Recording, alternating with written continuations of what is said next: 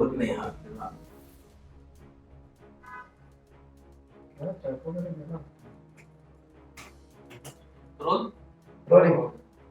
Sir, Paramvir Singh यांना काल एक गंभीर बाब समोर आणलेली आहे. अँटिलिया प्रकरणाचे मास्टरमाइंड हे परमवीर सिंगच आहेत अशा पद्धतीची माहिती आता समोर येते. आणि ईडीच्या चार्जशीटच्या माध्यमातून हे स्टेटमेंट समोर आलेलं आहे की अनिल देशमुख साहेबांनी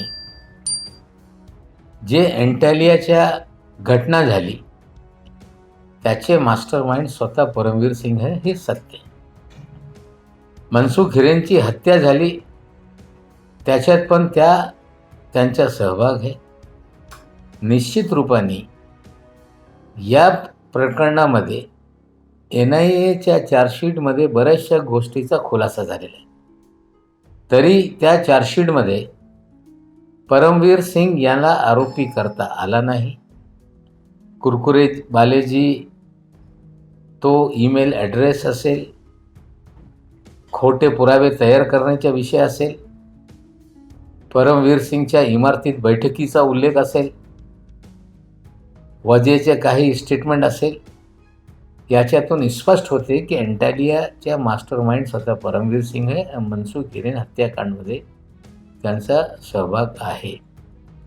तरी NIA हे सप्लिमेंटरी चार्जशीट दाखल करणारे हे सांगत होते, त्यांचा चार्जशीट दाखल करण्यात आला नाही. तिकडे जो अधिकारी होता NIAमध्ये त्याची बदली करण्यात आली. म्हणजे NIAच्या माध्यमातून परमवीर सिंग यांना वाचवण्याचं काम होते, हे स्पष्ट आहे. तेच ईडीमध्ये सांगताय की वजेला रिस्टेट करण्यासाठी मुख्यमंत्री आणि त्यांच्या मुलापासून मला दबाव होता. हे ज्यांनी स्वतः सरकारची दिशाभूल केली, स्वतः एखाद्या अधिकाऱ्याला नियुक्त केल्या, आणि हे मुंबईत नाही, परमवीर सिंग सोबत भाजपचं सरकार असताना ठाणेमध्ये हे सगळे लोक ॲक्टिव्ह होते. मुंबईत आल्यानंतर त्यांना पुन्हा सोबत घेतलं आहे. म्हणजे हे सगळं ज्यांनी घडून आणलं, त्यांची बदली झाल्यानंतर खोटे आरोप करून या सरकारला बदनाम करणे, अनिल देशमुख यांना अडचणीत आणणे, किंवा या चार्जशीटच्या माध्यमातून जे बातमी समोर येते या सरकारला, मुख्यमंत्रीला बदनाम करण्याचा जो व्यक्ती या सगळ्या घडामोडीचा मागे होता, ज्याची बदली करण्यात आली, ट्रान्सफरचा आरोप लागतो, त्याने ईडीमध्ये स्टेटमेंट दिला असेल. एखादा स्टेटमेंट सत्य असते असं नाही. परमवीर सिंग हे एंटालियाच्या प्रकरणामध्ये मास्टरमाइंड आहे. NIAला पण हे माहीत आहे, पण त्यांना वाचवण्याचं काम केंद्र सरकारच्या माध्यमातून सुरू आहे. म्हणजे त्या अधिकाराखाली त्यांनी कुठलीही मान्यता सरकारकडून देण्यात आली नाही, किंवा कुठलीही शिफारशी तिथून झालेली नाही. ठाण्यामध्ये काम करत असताना जरी तो सस्पेंड होता, तरी तो परमवीर सिंग यांच्यासाठी काम करत होता. शर्मा त्यांच्या टीममध्ये होते, आणि परमवीर सिंग जिथे पोस्टिंग त्यांना मिळाली, हे सगळे त्यांचे काही अधिकाऱ्यांची गँग आहे, त्यांच्या माध्यमातून ते कामं करत होते. आणि जे अनिल देशमुख म्हणताय ते 100% सत्य आहे, आणि NIAच्या माध्यमातून त्यांना वाचवण्याचं काम करण्यात येत आहे. वीर के जरिए भारतीय जनता पार्टी राजनीति कर रही है. देशमुख जी को फंसाया गया, सरकार को बदनाम करने का प्रयास किया गया, और पूरी तरह से परमवीर सिंह ये भारतीय जनता पार्टी के मोहरे की तरह काम कर रहे हैं. इतना बड़ा अपराध होने के बाद NIA उन्हें बचा रही है, ये इससे स्पष्ट होने लगा. रिटायर झाल्यानंतर त्यांना पुन्हा एक्सटेन्शन देण्यात आलेलं आहे खासगी सचिव म्हणून. काय अपेक्षा? नाही, एखादा रिटायर व्यक्तीला जे नियमित पद आहे त्याच्यावर नियुक्त करता येत नाही. ते राजभवनातूनच आदेश निर्गमित झालेले. आता हजारोच्या संख्येने सनदी अधिकारी या राज्यामध्ये काम करत आहेत. त्याच्यातून राजभवनाला एखादा अधिकारी निवडण्याचे अधिकार आहे, पण रिटायर व्यक्तीला त्या पदावर नियुक्ती करणे हे अनियमित कामकाज आहे, नियमाचा भंग आहे, आणि राजभवनामधून या प्रकारे नियमाचा भंग होतील हे अपेक्षित नाही. राजभवनामध्ये काम करणारे जे कोणी नेते हे अधिकारी असतील, त्या अधिकाऱ्यांची जबाबदारी आहे की एखादा काम करत असताना कुठलेही नियमाचा भंग होणार नाही याची खात्री केली पाहिजे. एखादा अधिकारी रिटायर झाला, त्याच्यासाठी इतका मोह कशासाठी, हे पण प्रश्न निर्माण होत आहे. आणि आमची अपेक्षा आहे की राज्यपाल महोदय हे माहिती घेतील. सगळे विषय 12 आमदारांचे विषय असतील किंवा युनिव्हर्सिटी कायद्याचा विषय असेल, सर्व विषयावर हे कायदेशीर सल्ला घेऊन निर्णय घेत आहे. या विषयावर पण कायद्याने सल्ला घेतला पाहिजे आणि तात्काळ मुंगेकरला त्यांनी रिलीव्ह केलं पाहिजे. बेकायदेशीर नियुक्ती हे योग्य नाही. राऊत यांनी काही विधान केलं, त्यांच्या काही निकटवर्तीयांवरती छापे पडतात. कशा पद्धतीने बघताय केंद्रीय तपास संस्था? हे स्पष्ट आहे की ईडी असेल, CBI असेल, NIA असेल किंवा केंद्रीय यंत्रणेचा दुरुपयोग करून विरोधकांना दाबण्याचं काम हे सुरू आहे. निवडणुकीच्या आधी पवारसाहेबांना नोटीस देण्यात आली.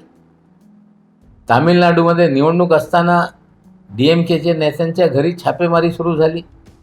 उत्तर प्रदेशमध्ये हेच उद्योग सुरू आहे.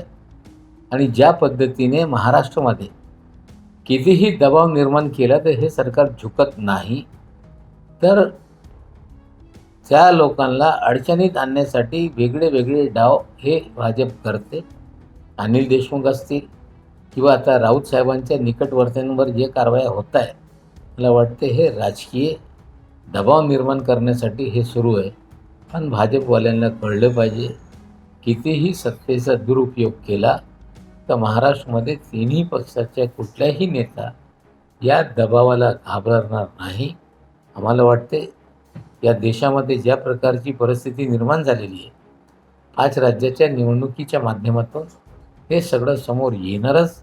आणि ज्याच दिवस या यंत्रणेचा वापर हे चालणार नाही, हे आम्हाला याची खात्री आहे. सरकार के प्रोटोकॉल विभाग ने राजभवन को लिखा, लेकिन बावजूद उसके अब तक कोई जवाब नहीं आया। राज्यपाल के निजी सचिव की नियुक्ति ये पूरी तरह से गैरकानूनी है। राजभवन का ही निर्देश है कि कोई भी रिटायर व्यक्ति को नियमित जो पद मंजूर है उस पर नियुक्त नहीं किया जा सकता। ये सारी चीज़ों के बावजूद सरकार ने बताया कि राज्यपाल का आदेश है, उसका उल्लंघन होगा। फिर भी सारे नियमों को, कानून को ताक पर रखकर उनकी नियुक्ति की गई है। हमें लगता है अगर राजभवन में ही सारे नियमों, कानूनों को ताक पर रखा जाएगा, राजभवन ही कानून की धज्जी उड़ाएगा, तो इससे दुर्भाग्यपूर्ण कुछ हो नहीं सकता। राज्यपाल महोदय को इसका संज्ञान लेना पड़ेगा और तुरंत रूप से उन्हें रिलीज करना पड़ेगा। मंत्री अनिल परब की तरफ से ट्रांसफर को लेकर लिस्ट भेजी जाती थी, सूची भेजी जाती थी, और खुद उस वक्त के मुख्य सचिव सीताराम कुंटे, गृह सचिव, उन्होंने भी इस बात की जानकारी ईडी के स्टेटमेंट में दी है। इस बयान को कैसे देखते हैं, क्योंकि ये गंभीर है? देखिए, ऐसा है कि सत्ता में बैठे हुए मंत्री हों, सभी विभाग में विधायक हों, अलग अलग लोगों की तरफ से सिफारिशें आती हैं, चिट्ठियाँ आती हैं, और उन चिट्ठियों को जो भी ट्रांसफ़र पोस्टिंग होती है उसमें शामिल हो सकता है तो किया जाए। इस तरह से सभी जगह पे सिफारिश, सिर्फ गृह विभाग नहीं, सभी विभागों में इस तरह से विधायकों की, कई नेताओं की चिट्ठियाँ आती हैं, जिसको संभवतः अगर हो सके तो कंसिडर किया जाए। इस तरह की प्रथा है। ये सिर्फ महाराष्ट्र नहीं, देश भर में इस तरह से चीज़ें चलती हैं। हमें लगता है उसको अलग ढंग से पेश किया जा रहा है। कभी भी जो भी बदली के अधिकार जिनके पास है, वो अपने अधिकारों के तहत ही बदलियाँ करते हैं, तबादले करते हैं, और उन्हें निश्चित रूप से किसी मंत्री के पास कुछ लोगों की सिफारिश आए तो आगे बढ़ाते हैं। उसमें कोई भी नया तरीका नहीं है, नहीं हो रही है। और इसके पहले भी ये बात सामने आई थी कि उन्होंने पैसे देकर मैनिपुलेट करने की रिपोर्ट में कोशिश की थी। जिस तरह से NIA ने चार्जशीट दाखिल किया है, निश्चित रूप में उसमें बहुत सारे घटनाक्रम हैं जो वो सचेत करते हैं कि परमवीर सिंह ही इसके मास्टरमाइंड हैं। उनके घर पे मीटिंगों का उल्लेख है, परमवीर सिंह वजह के साथ कमिश्नर ऑफिस में 6 घंटा बंद कमरे में घटनाक्रम के बाद मीटिंग करते रहे और पूरे मामले को सरकार की दिशा भूल करने का काम परमवीर सिंह स्वयं कर रहे थे। हमें लगता है कि एनआईए उन्हें बचाने का काम कर रही है। जब ये मामला सामने आया उसी वक्त उनके तबादले को लेकर निर्णय लिया गया और तबादले के बाद उन्होंने झूठा आरोप लगाया और जिन्होंने झूठा आरोप लगाया, जो खुद सवालों के घेरे में खड़े हैं, कई मामला उन पर दायर हुआ है और वही आरोप लगा रहे हैं कि वजह को रीइंस्टेट करने के लिए मुझे मुख्यमंत्री से दबाव था, अनिल देशमुख से दबाव था। हमें लगता है अपने गुनाहों पे पर्दा डालने के लिए परमवीर सिंह इस तरह का बयान दे रहे हैं। पूरा मामला एंटेलिया से शुरू हुआ, मनसुख हिरेन की हत्याकांड तक पहुंचा और सारी कहानी वहीं से शुरू हुई है, जिसमें मास्टरमाइंड स्वयं परमवीर सिंह है और एनआईए उन्हें बचा रही है। एनआईए ने कहा कि हम पुनः चार्जशीट दाखिल करेंगे सप्लीमेंट्री। एनआईए के चार्जशीट में जो मुजाहिदीन का उल्लेख आया है वो भी प्लान किया गया।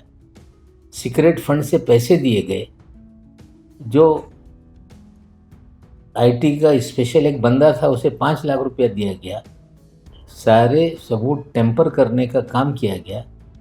मास्टरमाइंड है लेकिन एनआईए उसे बचा रही है, ये स्पष्ट है। तर किसके कहणे पर क्यों असं नाही, मला वाटतं हे सगळे स्टेटमेंट चार्जशीटचा भाग असेल, पण कुठलेही पत्रकार इतका मोठा चार्जशीट वाचत नाही. काही सिलेक्टिव्ह त्याच्यातले पार्ट्स कोणीतरी तयार करून मीडियाला देत आहे, ठीक आहे, त्या चार्जशीटचा भाग होऊ शकते. पण परमवीर सिंग जे स्वतः यांच्यावर संदेह आहे, त्यांचे स्टेटमेंट हे कधीही ते त्यांच्या बचावासाठी या प्रकारे बोलत राहत आहे.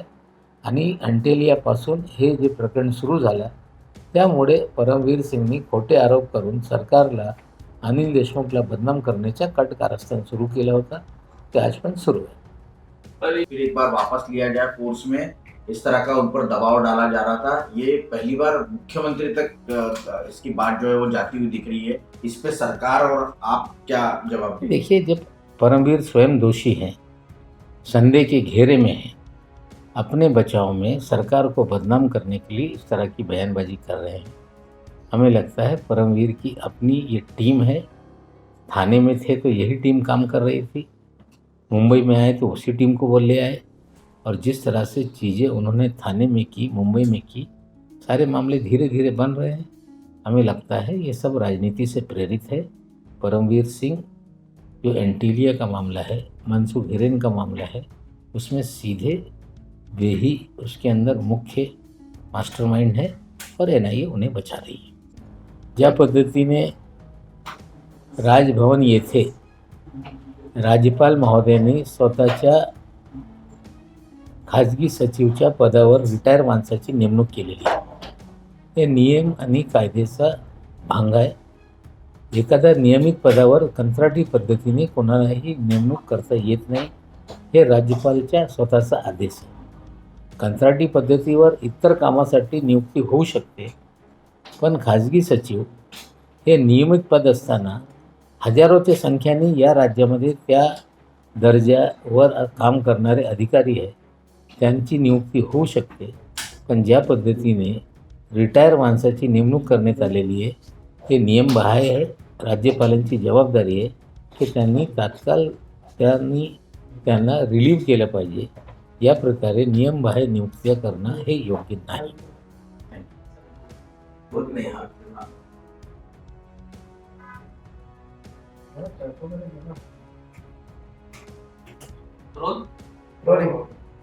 सर, परमवीर सिंग यांना काल एक गंभीर बाब समोर आणलेली आहे. अँटिलिया प्रकरणाचे मास्टरमाइंड हे परमवीर सिंगच आहेत अशा पद्धतीची माहिती आता समोर येते. अनिल देशमुख ईडीच्या चार्जशीटच्या माध्यमातून हे स्टेटमेंट समोर आलेलं आहे की अनिल देशमुख साहेबांनी जे एंटालियाच्या घटना झाली त्याचे मास्टरमाइंड स्वतः परमवीर सिंग आहे, हे सत्य आहे. मनसुख हिरेनची हत्या झाली, त्याच्यात पण त्यांचा सहभाग आहे. निश्चित रूपाने या प्रकरणामध्ये NIAच्या चार्जशीटमध्ये बऱ्याचशा गोष्टीचा खुलासा झालेला आहे. तरी त्या चार्जशीटमध्ये परमवीर सिंग यांना आरोपी करता आला नाही.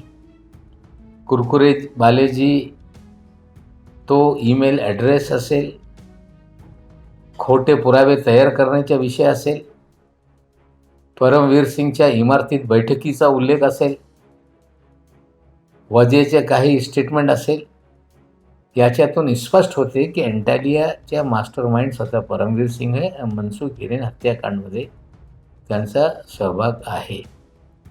तरी NIA हे सप्लिमेंटरी चार्जशीट दाखल करणार हे सांगत होते. त्यांचा चार्जशीट दाखल करण्यात आला नाही. तिकडे जो अधिकारी होता NIAमध्ये त्याची बदली करण्यात आली. म्हणजे NIAच्या माध्यमातून परमवीर सिंग यांना वाचवण्याचं काम होते हे स्पष्ट आहे. तेच EDमध्ये सांगताय की वजेला रिस्टेट करण्यासाठी मुख्यमंत्री आणि त्यांच्या मुलापासून मला दबाव होता. हे ज्यांनी स्वतः सरकारची दिशाभूल केली, स्वतः एखाद्या अधिकाऱ्याला नियुक्त केल्या, आणि हे मुंबईत नाही, परमवीर सिंग सोबत भाजपचं सरकार असताना ठाणेमध्ये हे सगळे लोक ॲक्टिव्ह होते. मुंबईत आल्यानंतर त्यांना पुन्हा सोबत घेतलं आहे. म्हणजे हे सगळं ज्यांनी घडून आणलं, त्यांची बदली झाल्यानंतर खोटे आरोप करून या सरकारला बदनाम करणे, अनिल देशमुख यांना अडचणीत आणणे, किंवा या चार्जशीटच्या माध्यमातून जे बातमी समोर येते या सरकारला, मुख्यमंत्रीला बदनाम करण्याचा जो व्यक्ती या सगळ्या घडामोडीचा मागे होता, ज्याची बदली करण्यात आली, ट्रान्सफरचा आरोप लागतो, त्याने EDमध्ये स्टेटमेंट दिला असेल. एखादा स्टेटमेंट सत्य असते असं नाही. परमवीर सिंग हे एंटालियाच्या प्रकरणामध्ये मास्टर माइंड आहे. NIAला पण हे माहीत आहे, पण त्यांना वाचवण्याचं काम केंद्र सरकारच्या माध्यमातून सुरू आहे.